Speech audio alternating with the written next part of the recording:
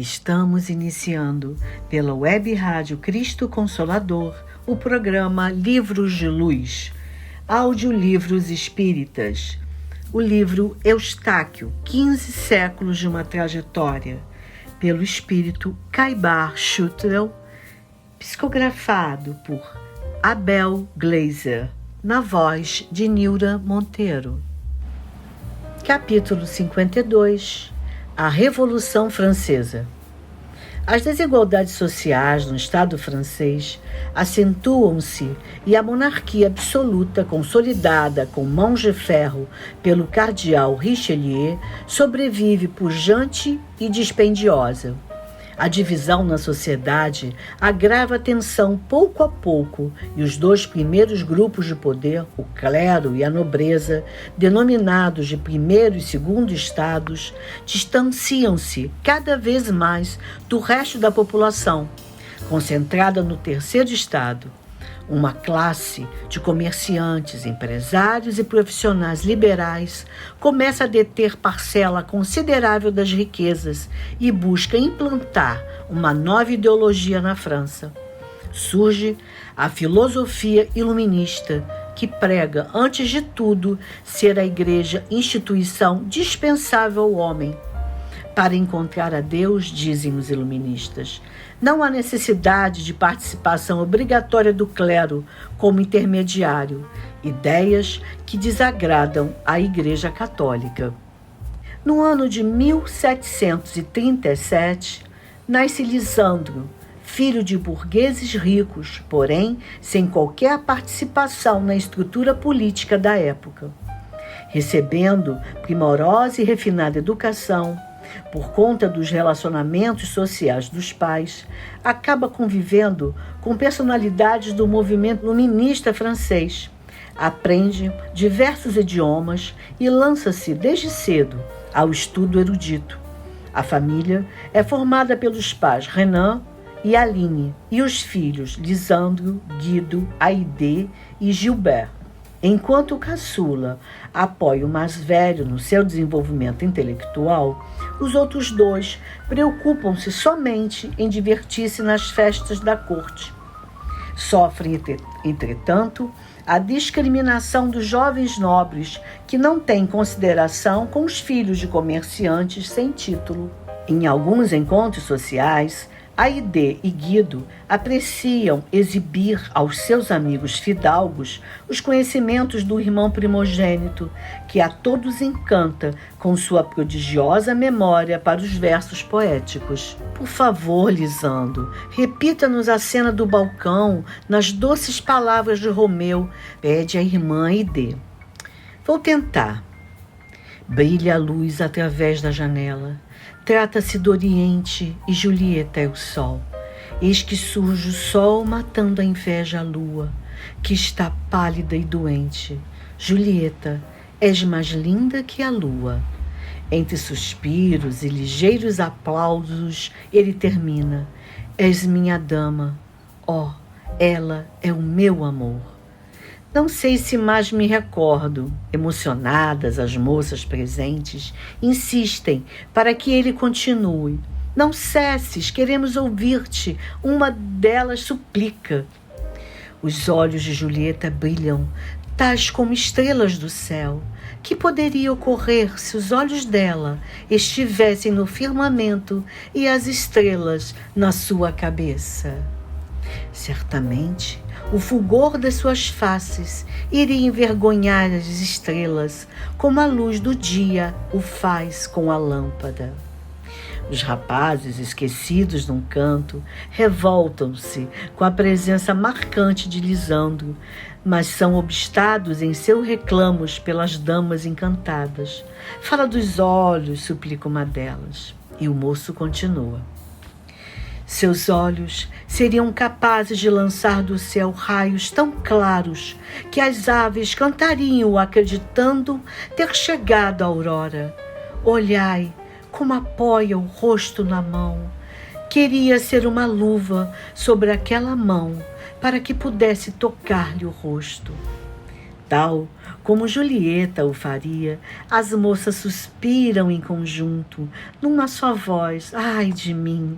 Inconformados, alguns fidalgos apreciadores do poeta inglês pedem a Lissandro que repita os trechos de Julieta.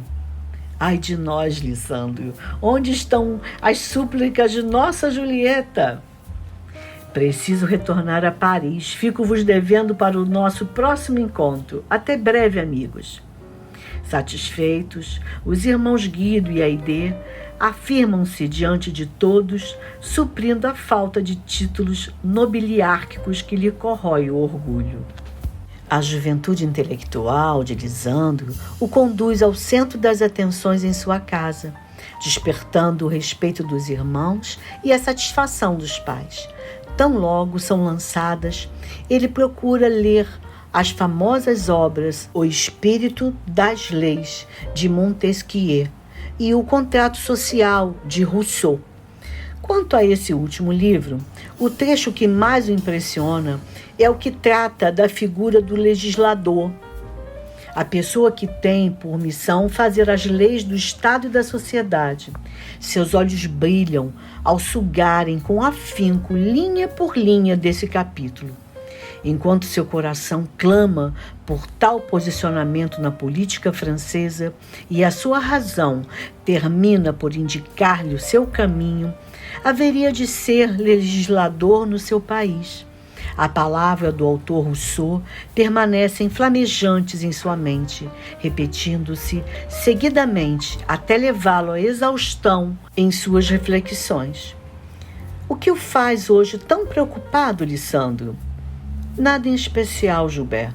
Estou apenas pensativo e questiono meus próximos passos.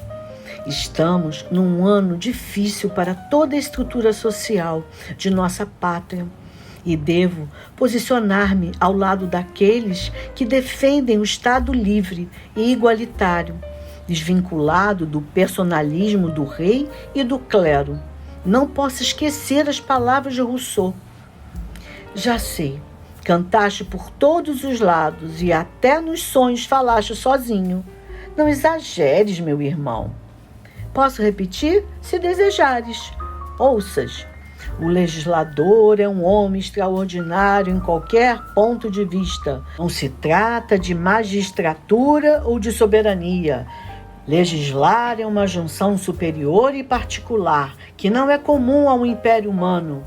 Quem impõe a lei não deve conduzir os destinos do homem, e quem comanda os homens não deve fazer a lei. Estou certo até aqui? Envaidecido com a atenção que o jovem irmão dedica às suas colocações, insistentes quanto ao melhor sistema do governo, que sente ser o ideal para a França, Lisandro aquece. Quase integralmente certo, porém não menos brilhante. Estou orgulhoso de ti, meu irmão. Aprendeste, de fato, importantes passagens dos escritos de Rousseau.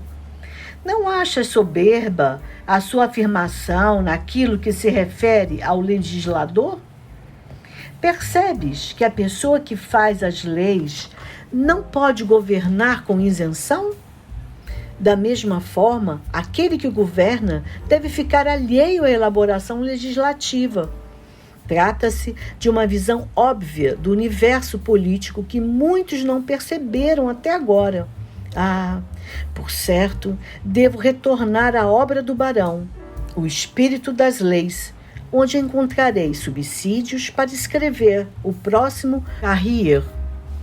Desde o início de 1789, os Carriers de Doléances, que são os cadernos, de lamentações, colhia a opinião do povo, componentes do terceiro estado, a respeito das cargas tributárias dos atos do governo, dos privilégios da nobreza e, apesar de contidos no questionamento à monarquia, terminam por tocar num assunto crucial para o povo francês a essa época, a elaboração de uma Constituição.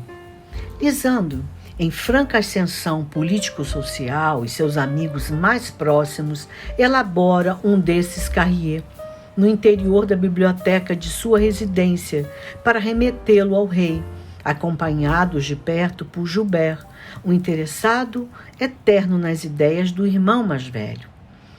Caro Junet, percebeste o alcance das colocações de Rousseau? Podemos criticar a organização política de nosso Estado à semelhança do que fez Calvino em Genebra? Que achas? És um admirador de Calvino, por certo? Evidente. Sua atividade não se limitou à teologia. Foi um político honesto e inteligente que revolucionou Genebra. Já tiveste a oportunidade de ler as suas instituições? Não, ainda.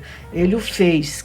Que achastes? Indaga Junot a outro companheiro, Ernest. Preciosa e indispensável.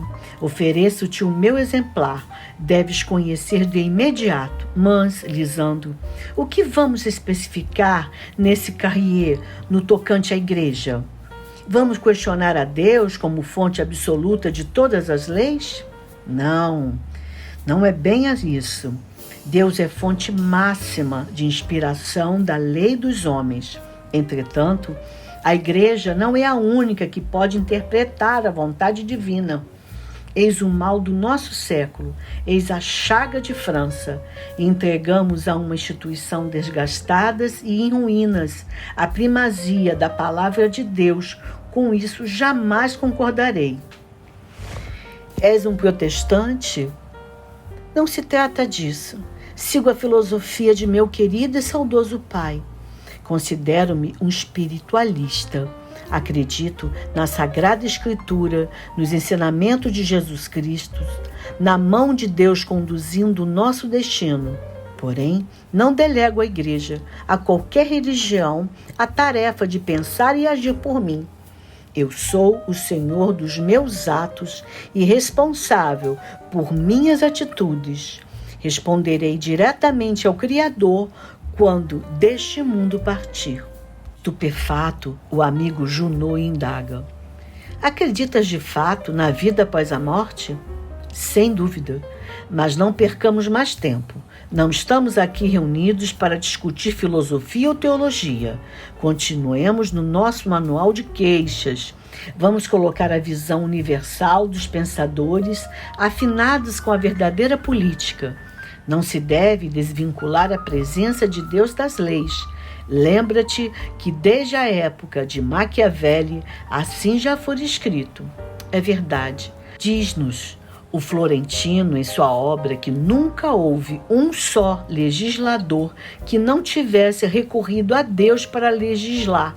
Somente assim suas leis seriam aceitas. Essa é a nossa filosofia. Ao trabalho.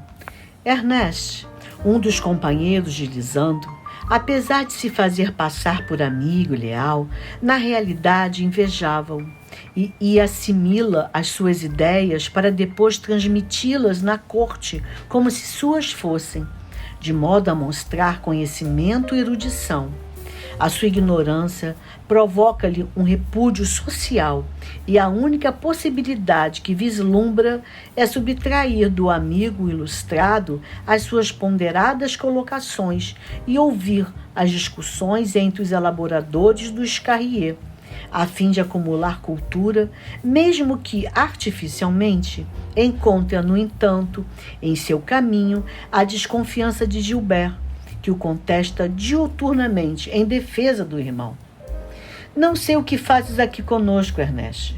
Meu irmão deve estar cego por não perceber a tua infidelidade e a tua incapacidade intelectual. Não sejas agressivo, Gilbert. Compreendo a tua dedicação a teu irmão, mas não faças um juízo precipitado da minha pessoa. Realmente, não possuo os brilhantes conhecimentos de teu irmão, mas não posso ser considerado tão ignorante quanto tentas insinuar. Percas a dissimulação. Eu não me chamo Lissandro e nem sou crédulo como ele. A mim não conseguirá jamais enganar. Sei que és um interesseiro e somente acompanhas os passos de meu irmão porque não tens para onde ir. És um tacanho que não tem penetração na nobreza, nem no clero. Os intelectuais te reprovam os conhecimentos e todos devem reconhecer a tua insignificância. Acho que deves cessar teus insultos. Posso zangar-me de verdade. Faças o que quiseres, pois de ti não tenho medo. Enquanto me for possível, buscarei afastar-te de minha casa e de meu irmão. Reencarnado, Hazuki, ante um aliado e agora o inimigo, sob o invólucro de Ernest, não esconde a sua antipatia por Lisandro e a sua intenção de prejudicá-lo. Entretanto, equilibrando a situação, o jovem Gilbert é o velho amigo Gedião, também reencarnado ao lado de Eustáquio. Aproxima-se uma das datas fatais para o universo absolutista francês, o 9 de julho de 1789, quando os deputados reúnem-se em Assembleia Nacional Constituinte. Traz o avanço considerável daquela e seria a célebre Revolução das Revoluções da história da França. Ao demitir o ministro Necker, Luís XVI faz eclodir o movimento revolucionário e no dia 14 de julho seguinte, a tomada da Bastilha simboliza um marco nessa luta armada que passa a ocupar as ruas parisienses. A Guarda Nacional, nas cores emblemáticas da bandeira francesa, azul, vermelho e branco, busca manter a ordem. Uma comissão de notáveis é chamada a participar da administração. Lisandro inicia sua trajetória no governo intelectual. Somente no início de agosto, os ânimos revolucionários são contidos, ante o acordo celebrado entre o clero, a nobreza e o terceiro estado, abolindo privilégios e contendo os impostos. Desse acordo participam ativamente Lisandro, Junet e Ernest, embora esse último poucas contribuições tenha dado ao evento. Ao final do mesmo mês, surge o documento histórico denominado Declaração dos Direitos do Homem e do Cidadão, quando outra vez mais Lisandro contribui com seus pensamentos. A negativa de Luís XVI em aceitar tal declaração e as bases do acordo que selava do fim de muitos privilégios, fez eclodir novamente a ira dos franceses. O movimento tomou conta das ruas. Como acontece em todos os grandes acontecimentos históricos dos homens, inúmeros espíritos de todos os níveis evolutivos aproximam-se de Paris, e nuvens negras e gigantescas por vários dias ocupam os céus de França. Emissários de Alvorada Nova buscam apoiar os encarnados ligados à colônia, compreendendo a importância do momento vivenciado por todos e tendo por finalidade conter ao máximo os exageros e a violência que pudessem surgir a qualquer instante. Uma equipe de mentores, liderada por Genevaldo, aproxima-se de Lisandro e busca garantir a sua tranquilidade em ocasião tão conturbada. Instruções de colônias superiores tinham chegado à Alvorada Nova, solicitando a partida imediata de seus enviados ao cenário francês, de modo a garantir um curso saudável para a história na medida do possível. Confronto inevitável e mentores iluminados cercam Paris. Hordas de espíritos inferiores fogem assustadas para as zonas cavernosas nos arredores da cidade. Ante o brilho que os cega proveniente das equipes socorristas, alguns líderes nefastos e persistentes do mundo espiritual inferior tornam a cidade e, sustentados por correntes negativas de vibrações de vários encarnados, continuam influenciando parcela considerável dos parisienses. Lisandro, nessa oportunidade de sua jornada pela crosta, goza de considerável isenção em seu espírito, visto que os seus mais cruéis opositores e obsessores do passado encontram-se reencarnados, como ele, Marcel, Tergot, Guter e Razuki estão vivenciando experiências na crosta terrestre, e à exceção deste último, distanciados de Paris. É certo que seguidores desses líderes e ainda inimigos de Eustáquio o perseguem, embora com menor furor e esperteza. Assim, Lissandro consegue evoluir em seu posicionamento de forma racional e acentuada. Preocupado com a situação política de seu país, não se casa e vive solitário, possuindo por companhia somente o leal irmão Gilbert. Aide e Guido tomaram rumo ignorado tão logo desencarnaram seus pais Renan e Aline. A família se desfaz parcialmente e o interesse nacional fala mais alto em seu coração. A revolução e sua feição sangrenta torna-se irreversível. O convento dos jacobinos reúne uma facção radical liderada por Robespierre, que deseja implantar uma ditadura e tem por fim eliminar toda a nobreza e membros da corte. Nesse movimento, muitos inimigos contumazes de Eustáquio, ao longo de séculos, estão infiltrados sob novas identidades proporcionadas pela reencarnação. Enquanto os jacobinos fazem seus planos, Lisandro assessora um dos mais inteligentes e capazes dos deputados que participam da Assembleia Nacional Constituinte. De suas mãos partem escritos brilhantes, integralmente aproveitados na Constituição que está nascendo. Em 1791, termina a elaboração desta Carta de Direitos e Deveres, que deixa ao monarca muito de seus privilégios e busca conciliar interesses dos mais variados. Permite, no entanto, o acesso ao poder por parte da burguesia, e assegura liberdade religiosa, apesar de proclamar o catolicismo a religião oficial da França. Uma etapa estaria vencida na história se todos pacificamente aceitassem na íntegra esse documento, nascido das bases iluministas e até certo ponto revolucionárias. De Roma, insurge-se a primeira voz contra a Constituição. O Papa alega que os sacerdotes não irão submeter-se às novas regras da França. Os problemas do novo regime francês continuam e no início de 1792 eclode a guerra contra a aliança Prússia-Áustria. Enquanto isso, alguns girondinos, dentre os quais Lisandro, são chamados a integrar o ministério do rei. Monarquistas convicto, ele jamais quis derrubar Luís XVI e apenas teve a intenção de limitar os seus poderes e instituir a democracia e a igualdade em seu país. Percebendo esse posicionamento e também vislumbrando uma reviravolta na política, Ernest abandona-o e refugia-se no grupo dos radicais jacobinos. Tende ser a sua chance de ultrapassar a sua posição à sombra de Lisandro e alçar voo próprio. Desgostoso com esse posicionamento de Ernest, Lisandro é consolado pelo irmão Gilbert e por Junet. Busca refazer-se, voltando aos estudos, embora a essa altura sinta-se particularmente agredido pelos artigos que Robespierre faz publicar com frequência.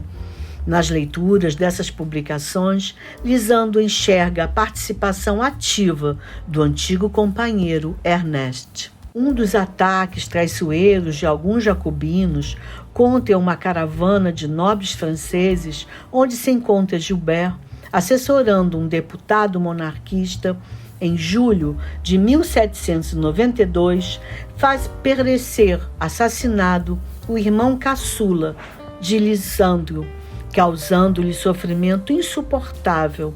O seu isolamento começa a ter início e o afastamento do ministério é imediato. Mesmo ante os apelos de Junet, ele retorna à sua casa em Paris, a fim de cuidar da elaboração de artigos que haveriam de contrariar a ideia de violência encampada pelo grupo adversário. Uma bela carta de despedida ao irmão assassinado é escrita e publicada, tornando-se uma peça invulgar na literatura revolucionária francesa. Afastado da nobreza, do clero, dos intelectuais e do governo, ele passa a refletir sobre a razão da existência do ser humano e também a respeito do confronto entre a riqueza material e os valores do espírito. Permite, nessa fase, a aproximação maior do mentor e amigo Genevaldo. Alheios a tais posturas de Lisandro, seus adversários jacobinos e seu antigo companheiro Ernest persistem em atacá-lo seguidamente por todos os meios possíveis de divulgação de ideias. O ápice de seu inconformismo, entretanto, acontece no dia 21 de janeiro de 1793, quando o rei Luís XVI termina guilhotinado. O acusador maior do monarca fora Robespierre, assessorado pelas considerações traiçoeiras de Ernest. Resolve, então, afastar-se de Paris, seguindo para um mosteiro beneditino, com o qual mantinha contato amistoso, composto por monges desvinculados da tradicional estrutura da Igreja Católica e voltados ao cultivo do amor e da caridade.